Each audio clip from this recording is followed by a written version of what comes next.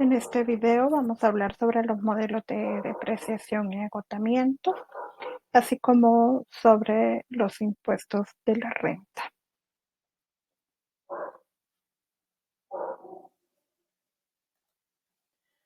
Al hablar de depreciación, hablamos de bajar de precio a los activos fijos. La disminución de ese precio se debe, en primer lugar, al uso que se le da al activo, ya sea este de uso intenso o no. El simple hecho de usarlo hace que su precio se reduzca. Y otra razón por la cual disminuimos el precio de los activos es el paso del tiempo, que está muy ligado con la obsolescencia tecnológica, la cual se puede observar fácilmente cuando compramos una computadora. Es tan rápida la obsolescencia tecnológica en este tipo de activos que en muy poco tiempo, quizás menos de un año, aparecen nuevos modelos con más velocidad y mejor capacidad, de forma que los adquiridos tendrán un precio menor en un periodo de tiempo muy corto, aunque casi no hayan sido utilizados. Adicionalmente, podemos hablar de la amortización fiscal. Su significado es exactamente el mismo que el de la depreciación. La diferencia estriba en que la amortización solo se aplica a los activos diferidos o intangibles, tales como gastos preoperativos, gastos de instalación, compra de marca, patentes, entre otros. Por ejemplo, con la compra de una patente, una empresa hace una inversión, pero es obvio que con el paso del tiempo y con su uso, el precio de esa patente no disminuye, sino que se deprecia, como en el caso de los activos tangibles. Así, a la recuperación de la inversión de este activo vía fiscal se le llama amortización y se aplica gradualmente en los activos diferidos.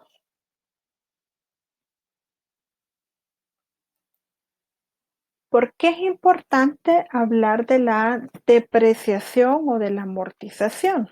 Bueno, porque es una deducción que es permitida en el cálculo de los impuestos y permiten disminuir los impuestos sobre la renta. Esto se logra mediante la relación de impuestos igual a ingreso menos las deducciones por la tasa fiscal. Decimos que el mecanismo legal mediante el cual se recupera la inversión de los activos fijos y diferidos es la Ley de Impuestos sobre la Renta, la cual establece cuáles son los conceptos deducibles de impuestos.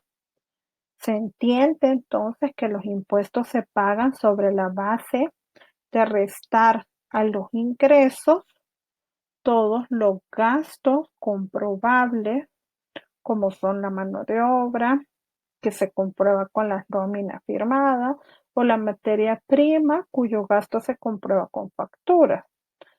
A diferencia, a esa diferencia entre los ingresos y los costos se le llama utilidad antes de impuestos, y es sobre esta base que se paga un porcentaje determinado como impuesto. Es claro que a mayores costos la utilidad va a ser menor y por tanto se van a pagar menos impuestos. Cuando se comprueba cualquier gasto, existe una transferencia real de dinero de la empresa hacia afuera. Sin embargo, cuando se hace un cargo de depreciación o de amortización, no existe tal transferencia. Eso quiere decir que del ingreso bruto la empresa hace el cargo de un costo sin que éste se desembolse. Por tal razón, las depreciaciones son conocidos como gastos no desembolsables. Y debido a esto, el efecto es la recuperación del cargo del activo. Al hablar de depreciación es importante diferenciar primero la depreciación en libros, la cual se usa en la contabilidad interna para dar seguimiento al valor de un activo o propiedad a lo largo de su vida. Y la depreciación impositiva, la cual se utiliza para determinar los impuestos por pagar con base en las leyes fiscales emitidas por el gobierno. Algunos términos importantes en la temática son el costo inicial o base no ajustada. Hablamos de que es el costo del activo, el costo inicial, y cuando no hemos realizado depreciación alguna, pues coincide con la base. Llamamos base no ajustada cuando el activo es nuevo y base ajustada cuando se ha cargado ya alguna depreciación, es decir, ya ha pasado algún periodo de tiempo. Un segundo término es el valor en libros, que representa la inversión restante y no depreciada en los libros después de restar de la base el monto total de cargos de depreciación a la fecha. El periodo de recuperación es la vida depreciable del activo en años. El valor de mercado es la cantidad estimada que ingresaría si el activo se vendiera en el mercado abierto. Debido a la estructura de las leyes de depreciación, el valor en libros y el valor de mercado llegan a tener diferencias. Por ejemplo, el valor de mercado de un edificio comercial tiende a aumentar, pero el valor en libros se va a ir reduciendo a medida que se consideren los cargos de depreciación. En contraste, podríamos hablar de una computadora, la cual puede tener un valor de mercado mucho más bajo que su valor en libros debido a la tecnología que rápidamente cambia. El valor de rescate es el valor estimado de intercambio o de mercado al final de la vida útil del activo. Este se puede expresar como una cantidad monetaria o como un porcentaje del costo inicial. Puede ser positivo, cero o negativo, debido a los costos de desmantelamiento y de remoción.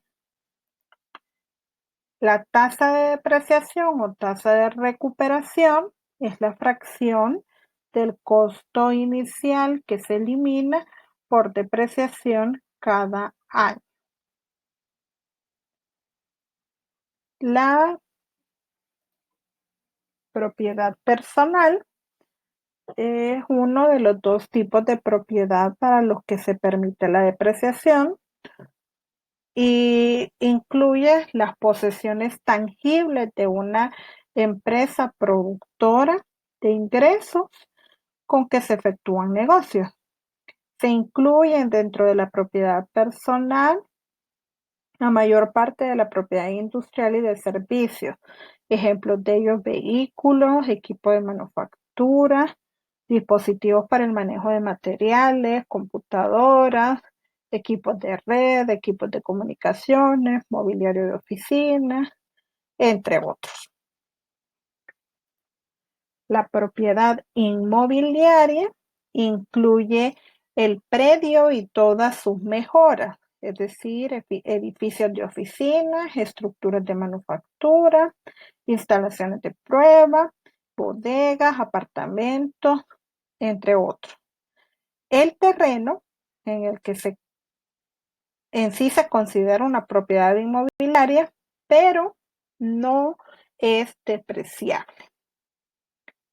Finalmente, la convención de medio año, en esta se supone que se empieza a utilizar los activos o se desechan a mitad de año, sin importar cuándo sucede esto realmente durante el año.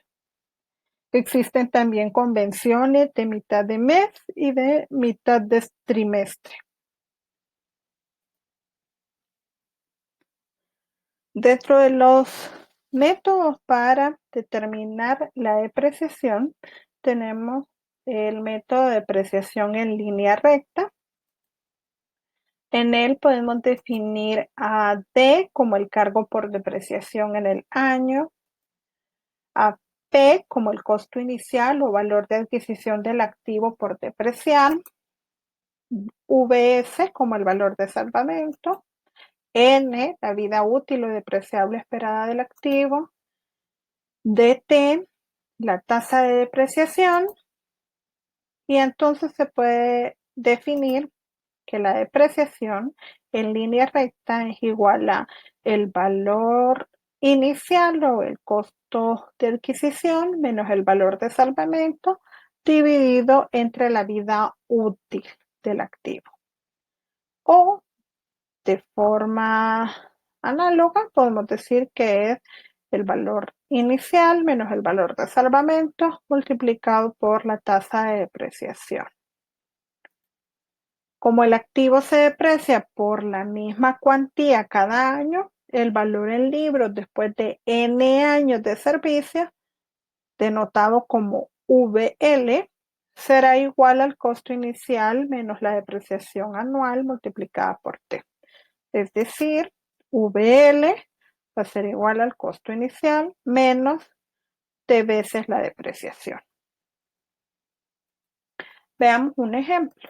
Y dice que se adquirió un activo de $150,000 con una vida útil de 5 años. Determines el cargo de depreciación anual y el valor en libros cada año si A se considera un valor de salvamento de cero. Esto quiere decir que los datos son P o el valor inicial de 150,000, el valor de salvamento 0 y N igual a 5. Entonces D va a ser igual a 150,000 entre 5, lo que nos da 30,000. Si vemos de forma detallada cómo va a quedar el valor en libros en cada uno de los años, tendríamos que en el año inicial el valor en libros es igual al valor inicial, es decir, 150,000.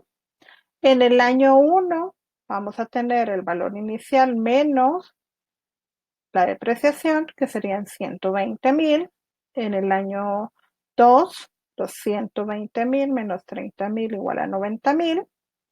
En el año 3, los 90,000 menos 30,000 igual a 60,000 y sucesivamente.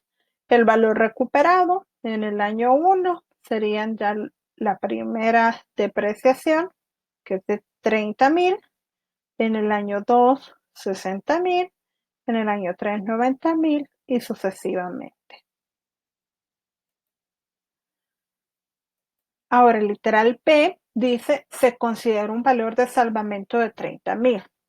Eso quiere decir que ahora el valor de salvamento es 30,000 y por tanto la depreciación va a ser igual a 150,000 menos 30,000 entre 5, lo que nos da 24,000.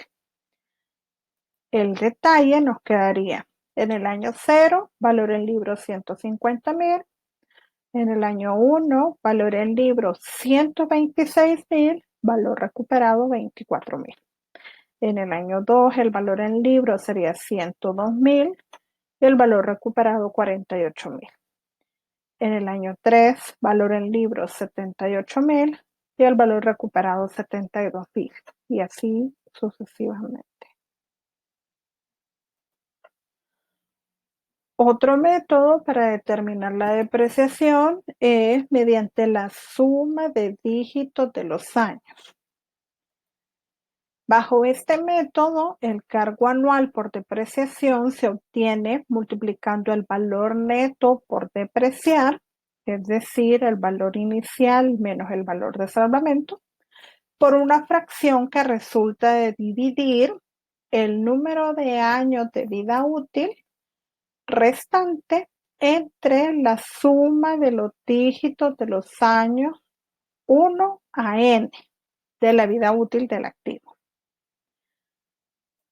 Como fórmula, decimos que D va a ser igual a N menos T, siendo T el año de vida, menos 1, dividido entre N factor de N más 1 entre 2, que es igual a la suma de los dígitos de los años 1 hasta N.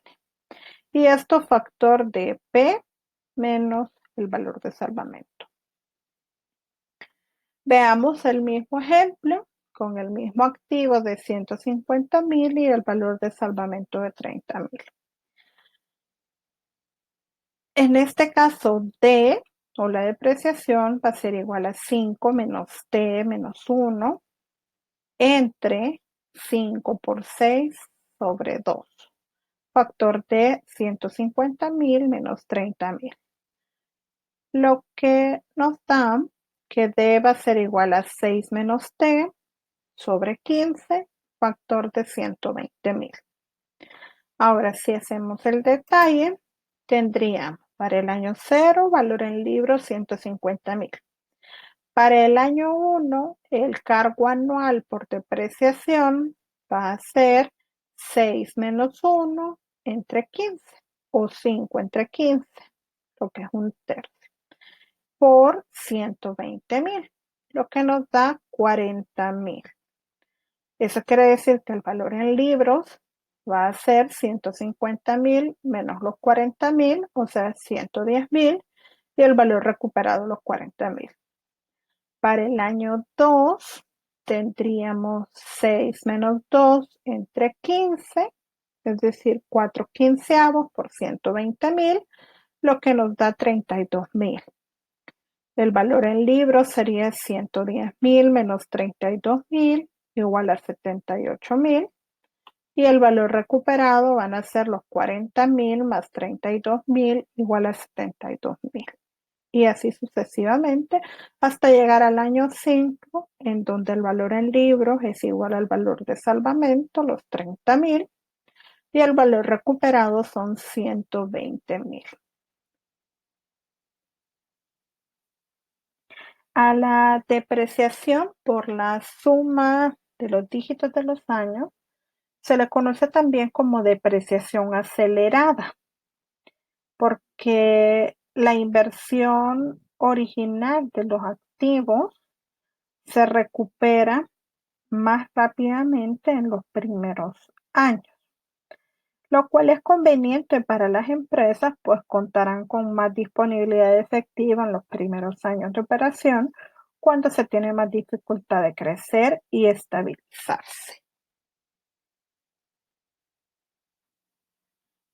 De forma comparativa, podemos ver cómo se comporta la depreciación de línea recta versus la de la suma de los dígitos de los años, de esta forma. Podemos ver una línea recta prácticamente para la depreciación, que tal como lo indica su nombre es en línea recta, y podemos ver esta curva para la depreciación de la suma de dígitos de años. Podemos ver el activo iniciando en un valor de 150,000 y finalizando en su valor de salvamento de 30,000.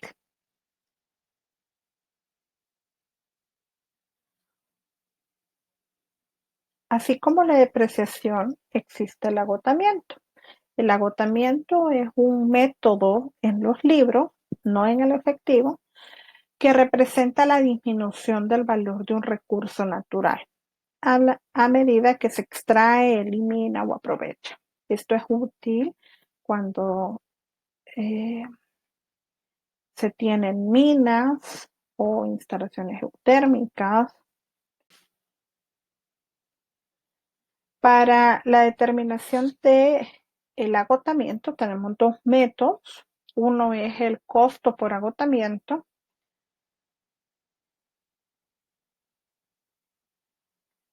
que algunas veces se le denomina agotamiento de factor.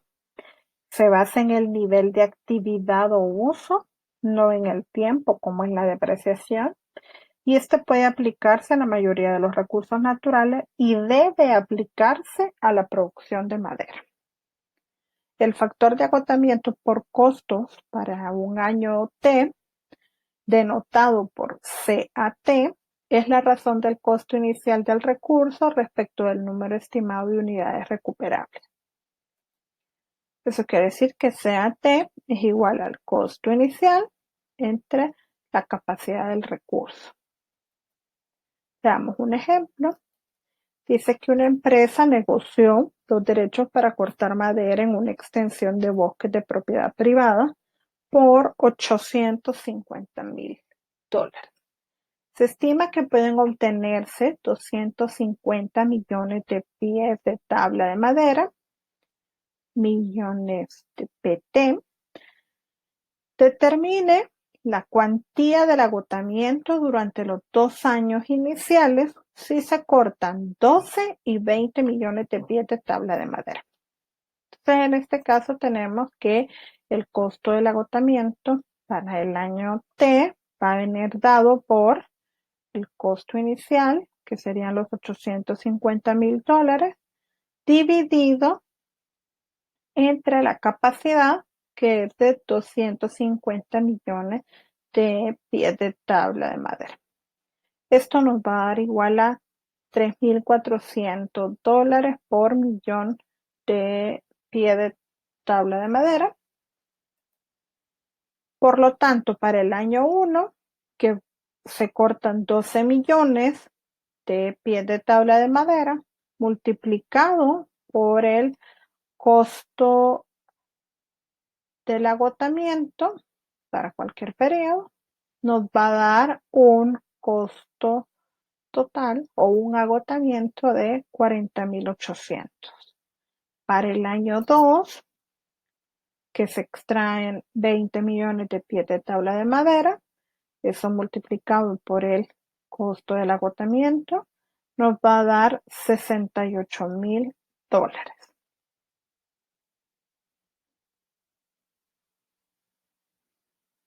El segundo método por el cual podemos calcular el agotamiento es el agotamiento porcentual, en donde cada año puede agotarse un porcentaje constante dado del ingreso bruto del recurso, siempre que éste no exceda del 50% del ingreso gravable de la compañía. Entonces tenemos que el valor del agotamiento porcentual va a ser igual a la tasa del agotamiento multiplicada por el ingreso bruto de la propiedad. Ejemplo de esto, tenemos que se compra una mina de oro por 10 millones que tiene un ingreso bruto anticipado de 5 millones anualmente durante los años del 1 al 5 y de 3 millones anuales después del año 5. Supongo que los cargos de agotamiento no exceden el 50% del impuesto gravable. Calcule las cantidades de agotamiento anual de la mina si la tasa de agotamiento porcentual es del 15%. Entonces tenemos que el agotamiento porcentual para los años del 1 al 5 va a ser igual a la tasa de agotamiento para el caso de la mina de oro, que es de 0.15, multiplicado por el ingreso bruto anual, que es de 5 millones, lo cual nos da $750,000 de agotamiento por cada año.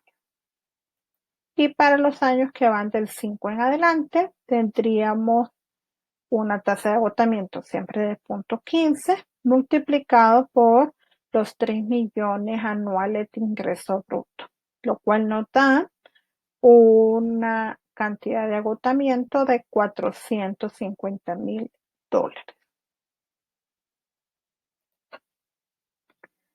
Ahora, hablemos un poco sobre los fundamentos de los impuestos sobre la renta.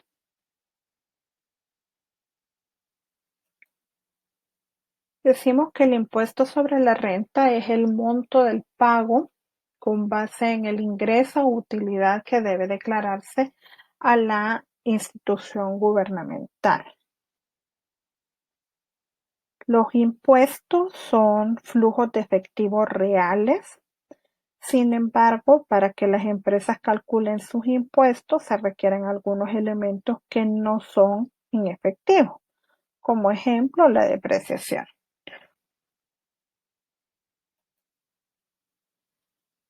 Existen dos relaciones fundamentales que son la base de los cálculos del impuesto sobre la renta. Uno, la primera relación implica solo flujos de efectivo reales. En esta vamos a decir que el ingreso neto de operación va a ser igual al ingreso menos los gastos de operación, en donde el ingreso o los ingresos por operación, también llamados ingreso bruto, es el ingreso proveniente de las fuentes que producen entradas en la empresa. Otros ingresos que no son de operación, como las ventas de activos o las regalías o los permisos, se consideran por separado para propósitos fiscales. Los gastos de operación incluyen todos los costos corporativos en los que se incurre en las transacciones de un negocio. Dichos gastos son deducibles de impuestos para las empresas. Para las alternativas de ingeniería económica, los costos como el costo de operación anual y el de mantenimiento y operaciones son aplicables. La depreciación no se incluye aquí porque no es un gasto de operación. Entonces decimos que el ingreso neto de operación, con frecuencia también llamado utilidad antes de intereses e impuestos, es la diferencia entre el ingreso bruto y los gastos de operación. La segunda relación implica los flujos de efectivos reales y deducibles que no son en efectivo, como la depreciación. Entonces hablamos del ingreso gravable, que es el monto a partir del cual se calculan los impuestos. En el caso de las empresas se permite deducir la depreciación, el agotamiento y la amortización, y algunos otros deducibles por ingresos netos de operación al calcular el ingreso gravable para un año. Entonces tenemos que el ingreso gravable es igual a los ingresos de operación menos los gastos de operación menos la depreciación.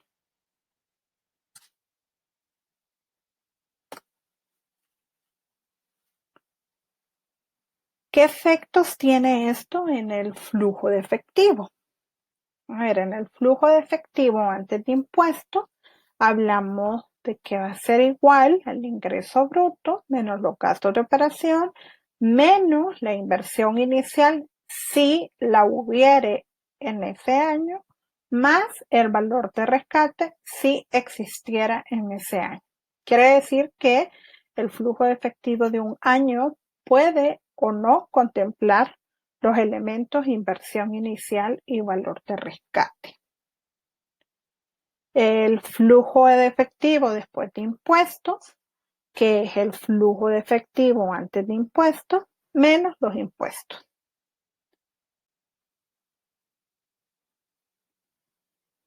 También decimos que el flujo de efectivo después de impuestos es igual al ingreso bruto menos los gastos de operación menos la inversión inicial más el valor de rescate, si lo hubiere, menos el ingreso bruto, menos los gastos de operación, menos la depreciación. Es decir, menos los ingresos gravables.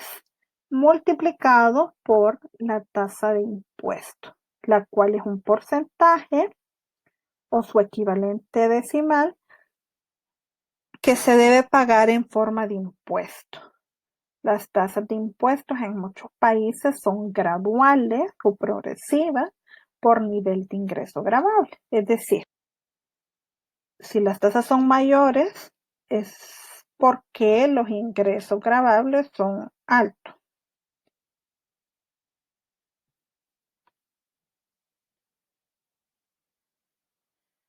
Entonces vemos que la depreciación no es un gasto de operación y no es un flujo de efectivo. La depreciación es deducible de impuestos, como vemos acá, este factor de acá, solo para determinar el monto del impuesto sobre la renta, aunque no represente un flujo de efectivo directo después de impuestos para la empresa. Y hasta aquí con el tema.